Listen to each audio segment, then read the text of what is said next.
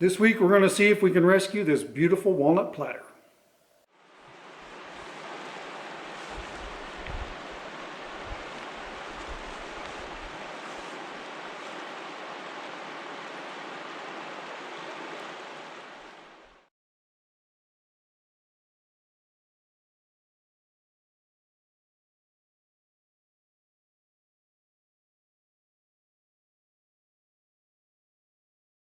Well, I don't know what to say. That's a first for me. I've never encountered this problem before. The resin looks like it's totally cured on the top, but it's not inside. I don't know what to do here. Wow. Well, I'm gonna have to put it. I'm gonna have to put it back in the clean room, I guess, for another day. But when I went investigating and looking at my bottles this morning, I noticed that I always mark on the top of the bottle which is A and which is B, and the date, because, you know, again, it's only good for about 6 months, so you want to make sure you use it up. And B was on A and A was on B. So there's a good chance that I screwed that up. For now, I want to leave it for a week and see if it actually sorts itself out. Hi everybody, it's Jim from Sprague Woodturning. So if you missed the first part of this video, it was shot 2 weeks ago, and at that time I'd come to the conclusion that I had mixed the resin wrong, and so I had a whole bunch of uncured resin. So, you know, I wanted to save this piece. It's not in my nature to give up on stuff very easily, and even though, you know, I was warned by Designer Epoxy and others on here to, you know, trash bin this and move on with my life, it's not in my nature to do that. I wanted to see if I could rescue this piece, so that's what this video is. And again, if you haven't seen the first part of this, it was released 2 weeks ago, and that would kind of get you caught up on the whole story as to what's going on here. So first things first, the casting is fairly thick, and it's, you know, it's solid. This thing's not going to fall apart. It's just got a bunch of uncured resin in it. But I wanted to clean away all of the kind of soft resin before I put it in my fridge kiln. So I figured that the bowl gouge was probably the best choice. I was a little worried about the Hunter Tools Hercules clogging up. So the initial trimming was done with the 5/8 bowl gouge. And here you can see I'm now using the Hercules from Hunter Tool Systems. Here's a real-time clip. Again, I know that a lot of people appreciate these, but that's typically how slow I go.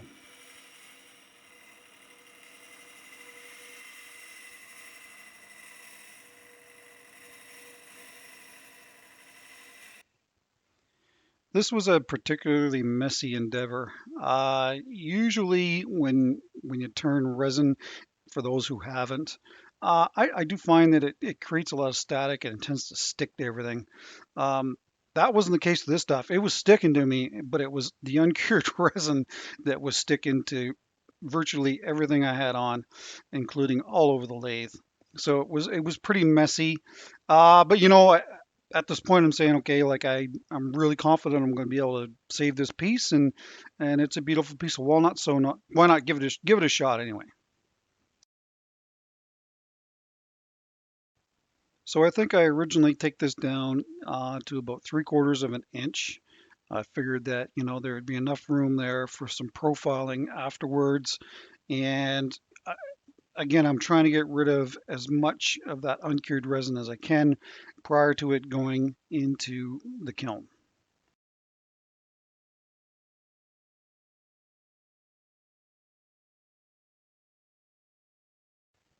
So in the next few clips, just take note of how I'm using the Hercules.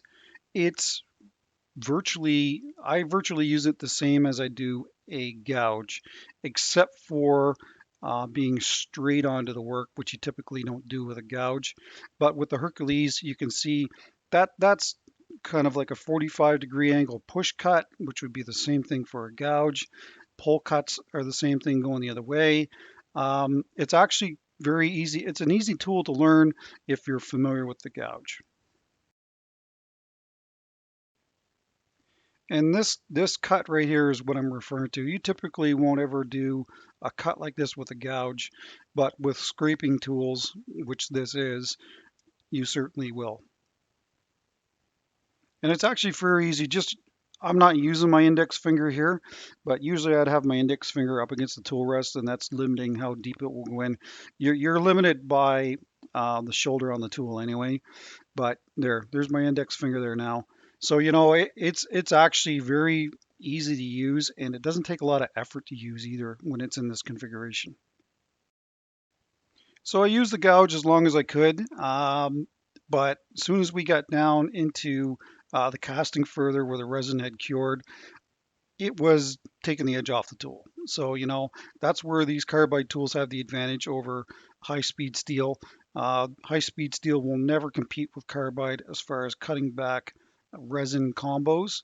So that's really, I really enjoy using a carbide tool in this manner. So I've achieved the wall thickness that I wanted prior to it going into the kiln. So I'm just grinding back where it was pinched between centers. That would be the top side here. And on the other side, same thing. I just wanted to grind that down so that, I had a flat area. And along with that, I did have a center mark and I didn't want to lose that because I figured it would be important when we remount this piece. All right, so here's my fridge kiln. The controllers sit at 60 degrees. I just had the door open. It is just above freezing in the workshop here. It's really cold. It's been minus 30 Celsius with the wind chill at night here. It's been just terrible. Anyway, I put a piece of plastic underneath of it to catch any resin if it drips out. This will get up to around 60 degrees, but it's having a hard time doing it just because it's so cold in here. Anyway, if you haven't seen this fridge kiln build, it is on my account. And anyway, I will wipe this down every day with denatured alcohol until it stops weeping. Let's just hope it works. Till then, we'll see you later.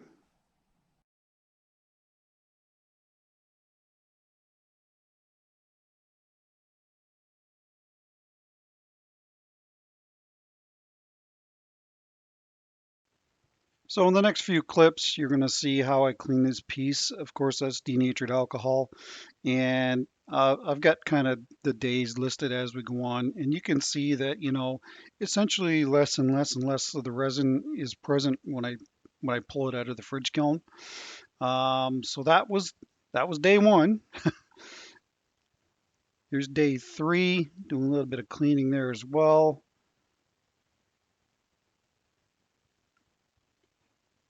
Day four. And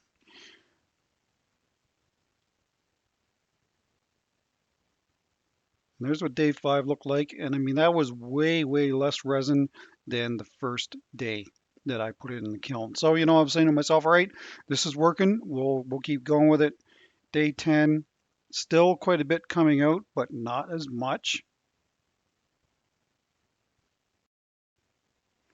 So this is day 12. I think I flipped it onto its bottom at day 10. And, you could see a fair bit of resin still coming out. But it soon stops. Day 14, I figured that, it's all good to go. That's what it looked like coming out of the fridge kiln. So let's finish this up. Now, during the process of it being in the kiln, it actually opened up some areas in the resin and in the wood itself. So I figured it was probably best to cast it again. So what I did was, here I'm just using that rice method to push up on the bottom so it gets really, the plastic stays tight to the bottom of the casting. And it seemed to actually, it worked really good actually.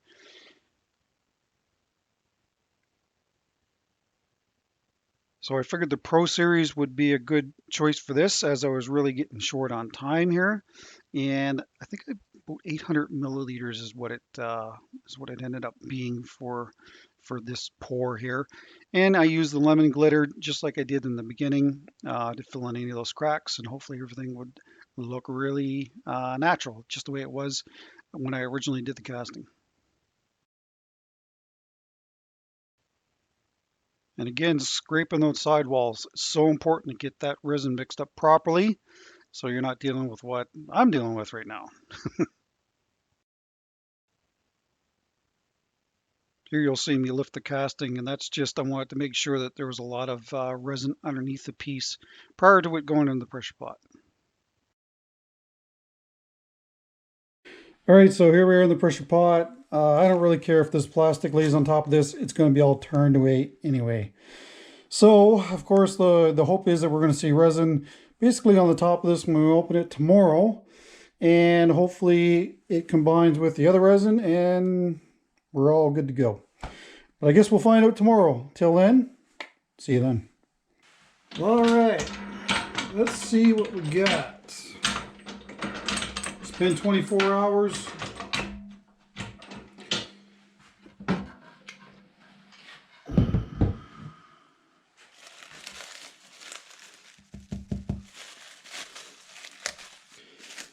Looks pretty good.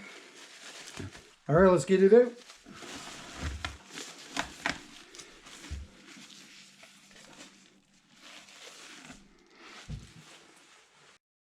Hopefully you took note of how easy that was to come out. When you use 2 garbage bags in that matter, it's a lot easier to remove. So I'm just grinding away any of the resin here so that we can get a glue block put on here. I actually screwed up when I put the glue block on. As I was grinding down, if you remember, I left the center there, but I'm actually pointing at the wrong spot and I missed it. I don't know how I did that, but anyway, I turned a little nipple on the waste block, and then it went right into the corresponding hole on the bottom of the platter. But I was off by probably 1/4 of an inch. It's a little hard to see here, but it's definitely off. So that made the casting smaller as well. But I thought I drilled the hole in the right spot, and it wasn't until it was on there I was like, oh man, what's going on here? You know, sometimes I get these pieces, and I'm sure others do as well, where you just wonder, it's telling you that it doesn't want to be created. There's there's just everything goes wrong in certain pieces, and you just kind of look at it and go, do I need to just throw you in the trash bin and start over? And I know I'm not alone in this regard. You'll come up against pieces like this that will fight you tooth and nail. And you kind of sit back and look at it and go, man, you're just driving me insane. Why am I even bothering with this? But then you look at a piece that's got a lot of potential in it, and do you really want to give up on it? I know that I don't. At this point, I've got a lot of time and effort invested in this casting, and it's not an easy thing to chuck this in the garbage if it doesn't work out, because pieces in this category would probably sell for between 250 and $300 Canadian is typically what I would sell something like this, maybe even more. So, there's enough profit there to keep going on this to make sure to see if it's going to survive.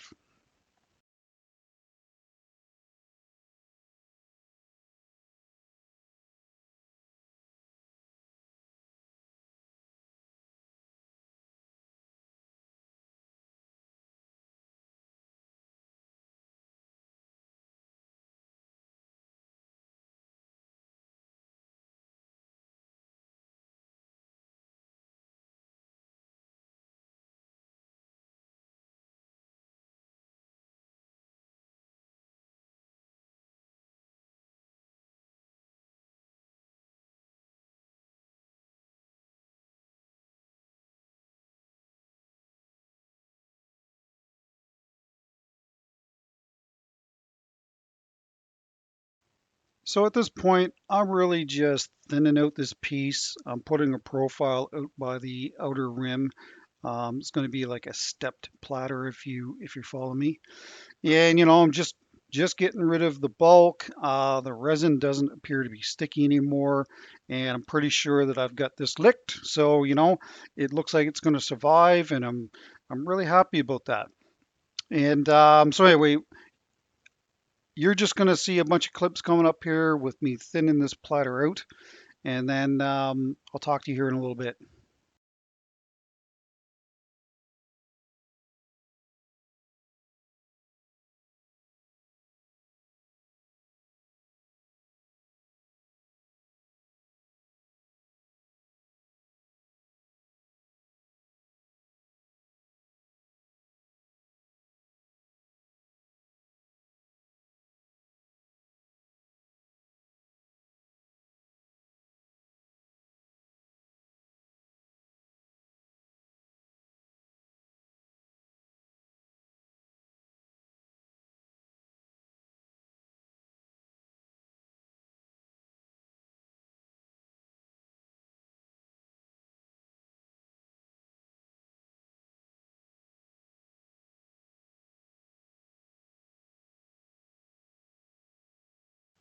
So here on the back side, you can actually see the benefit of using that brace method.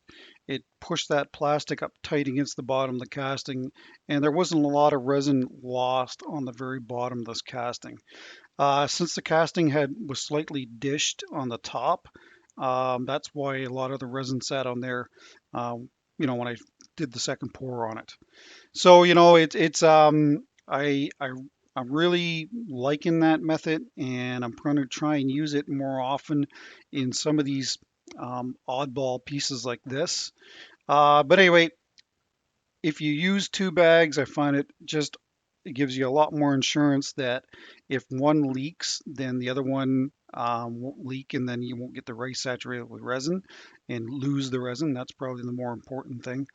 And it also allows you to remove it from the pressure pot a lot easier, which in the past I've struggled with, as you probably know.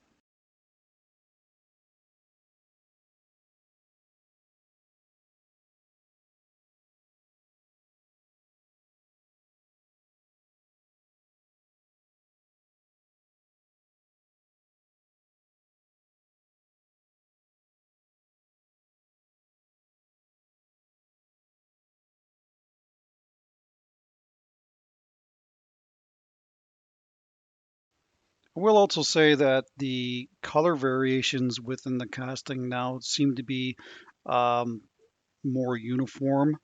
It was really, really blotchy prior to doing the second pour here. So, that certainly seemed to have helped a lot as well.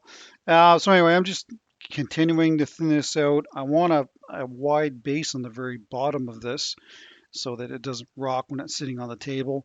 And it's a little hard to tell, but it is a tapered profile out to the rim. Just doing some final little cleanup here on the edge before it goes into my clean room. Now I've purposely left this piece thicker than I ordinarily would. It's gonna be thinner than this. So I just wanted to leave some mass there to see how it was gonna react after it comes out of the clean room the next day.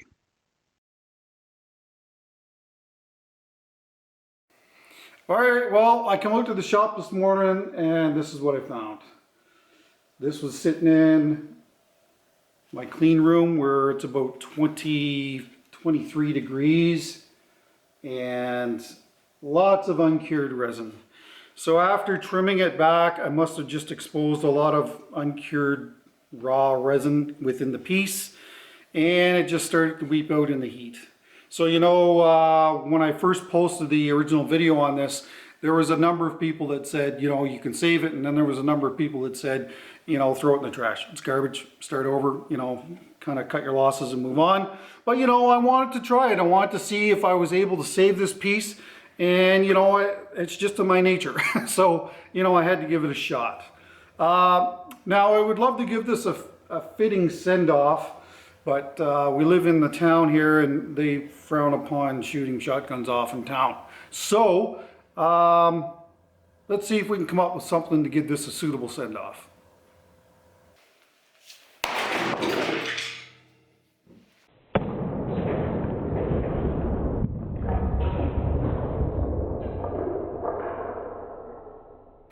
All right, that's it for the video. It's so important to make sure you get the proper mixing ratios. Make sure that if you're using a mechanical mixer that you actually stop and use, like a mixing stick where you can scrape the sidewalls of the bucket and along the bottom of the bucket to make sure that you get all of that resin mixed up properly. Designer Epoxy does recommend mixing the resin for a full 2 minutes before you use it. But it just goes to show that, I pay attention to the things I do, and somehow this one slipped by me and I mixed the resin wrong. So ultimately, the stuff paid the price for it. Man, did that ever blow up too, eh? That's pretty good. All right, well, that's it. Let me know in the comments what you think about this week's video. And of course, don't forget about our sponsors down below as well. And next week, we're going to do an all resin project, something that we haven't done yet, I don't think anyway. So that's it. Take care, stay safe, Don't forget that bell and mix your resin properly. See you next week.